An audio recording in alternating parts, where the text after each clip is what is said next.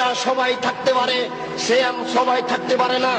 সূর্য ওঠার পূর্ব থেকে ফজরের আজান থেকে নিয়ে সূর্য ডুবা পর্যন্ত খাওয়া পান করা যাবতীয় অপছন্দ কথা ও কর্ম থেকে বিরত থাকার নাম হচ্ছে সিয়াম। মাথায় কাপড় না দিয়ে একটা মহিলা রোজা থাকতে পারে, সিয়াম থাকতে পারে না। যাবতীয় অপছন্দ কথা ও কর্ম থেকে বিরত থাকার নাম হচ্ছে সিয়াম।